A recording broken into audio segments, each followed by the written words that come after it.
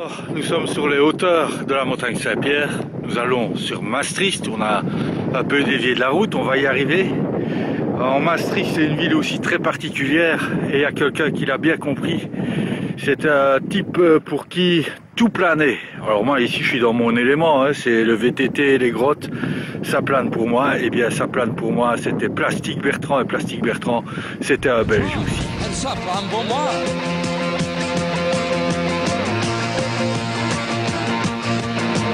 Bam bam, mon ça se passe, j'ai sur mon lit à bouffer sa langue en buvant dans mon whisky. Quant à moi, peu dormi, vie débris, mais j'ai dû dormir dans la gouttière où j'ai eu un flash. En 4 couleurs. Alors qu'il a à peine 9 ans, c'est en tant que chanteur et batteur que Plastic Bertrand monte son premier groupe chez les scouts, le Bison Scout Band. Après avoir fait des études de musique au Conservatoire Royal de Bruxelles, il rencontre le producteur Lou de Preijk. Ensemble, ils vont bâtir une des histoires les plus rocambolesques de la chanson française avec Ça plane pour moi. En effet, à cette époque, Lou de Preijk, qui est non seulement producteur mais aussi chanteur, a déjà enregistré la chanson. Bref, tout est déjà fait. Conscient qu'il n'a pas un physique très vendeur, Lou de Preijk est à la recherche d'un musicien qui puisse incarner cette chanson. Son choix va naturellement se porter sur Plastic Bertrand, personnage à la vie débridée et au look ravageur. Que ce soit à la télévision ou sur scène, Plastic Bertrand ne fera toujours que du playback. Ceci n'est pas sans nous rappeler l'imposture de Milli Vanilli, deux personnages aux gueules d'ange, embauchés pour promouvoir sur scène et en playback des albums qu'ils n'avaient bien sûr jamais enregistrés. C'est pas chanté, non, c'est pas chanté, non, non, non. Montant de la supercherie, 30 millions d'albums vendus à travers le monde. Bien sûr, la liste est très longue. Je terminerai avec Bobby Farrell, le chanteur de Boney M, danseur hors norme, qui n'a jamais chanté de sa vie, mais a toujours très bien fait semblant. C'est pas chanté non plus. Et enfin c'est marre à tout casser, l'évier, le bar me laissant seul. Comme un grand connard. Ouh, j'ai pété le genou. Dans le plat. Ça plane pour moi. Ça plane pour moi. Ça plane pour moi. Moi. Ça plane pour moi. Ça plane pour moi. Ça plane pour moi. Et ben voilà, on va rentrer dans Maastricht, en plein dans la ville. Et vous voyez, c'est quand même ça qui est particulier ici, c'est que tout commence à être tout calme, on n'a plus de voitures, il fait bon vivre. Les bourgeois sont à vélo, les vieux sont à vélo, les jeunes sont à vélo. Les belles filles qui vont en boîte à vélo, les banquiers sont à vélo. Et quand vous avez des parkings, c'est des parkings à vélo.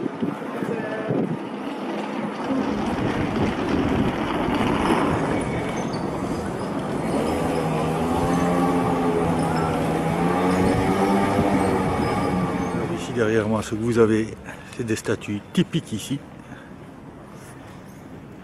3 petits enfants qui jouent aux billes. Et dans Maastricht, il y en a plein comme ça qui sont disséminés. Je vais essayer de retrouver un monsieur qui distribue des cigarettes.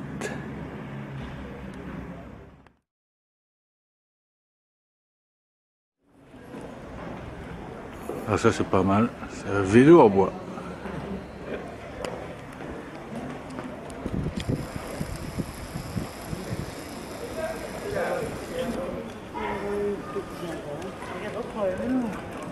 Quasimodo.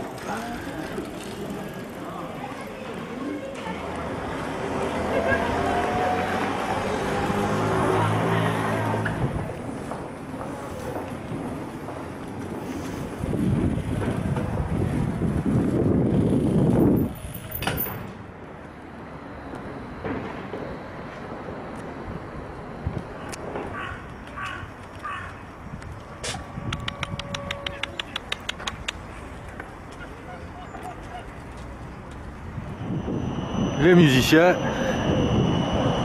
Oh, regardez. Tournage d'un film.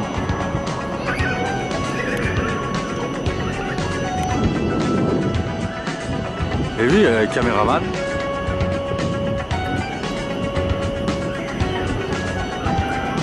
Truc de fou. Et ils refont la scène. K2000.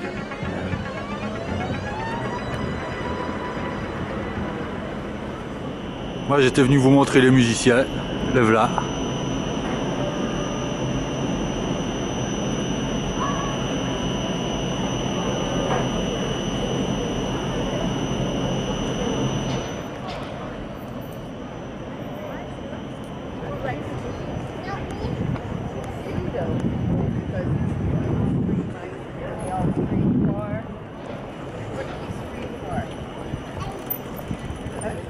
Alors ici en fait c'est une des grandes places de Maastricht. Là derrière moi vous avez un petit kiosque, mais ici des fois il y a des super concerts, Maceo Parker, André Rieu, d'autres bien plus grands. Et alors il y a quelque chose de particulier, le tournage il était juste là. Et ici on a deux églises dont une qui est toute rouge. Okay. Faut savoir qu'à l'origine, cette église elle est construite avec les pierres des carrières qu'on est allé visiter la fois dernière. Sauf que ces pierres, ben, elles sont vite attaquées par l'eau et par le vent. À l'époque, quand cette église a été construite, c'était l'édifice le plus haut et donc soumis aux intempéries et donc les pierres s'abîmaient beaucoup.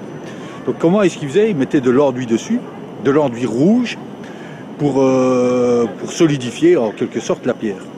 Or cet enduit rouge, quel était-il? Je vous le donne, c'était du sang de bœuf. Et donc on tuait environ 300 bœufs au Moyen-Âge, juste pour remettre de l'enduit rouge sur cette église. Alors aujourd'hui, on ne tue plus des bœufs, on tue des petits-enfants. Non, bien sûr que non. Aujourd'hui, on s'arrange pour faire des produits synthétiques et voilà le résultat que ça donne.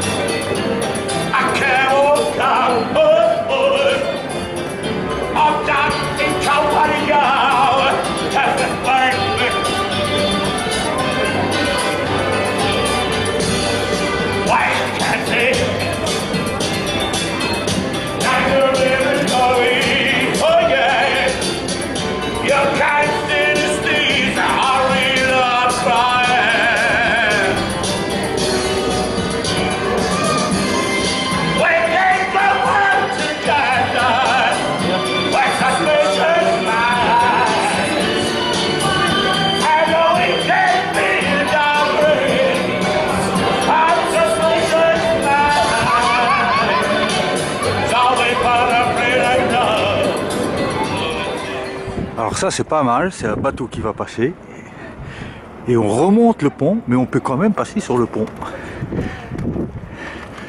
Juste pour rigoler, on va attendre qu'il redescende le pont.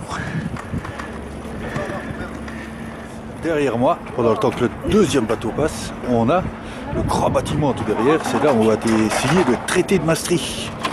Il y en avait un qui était européen, un belge, bien avant tout le monde, c'était Arnaud quand il chantait dans Tissematic. Putain, putain, c'est vachement bien. Nous sommes quand même tous des Européens.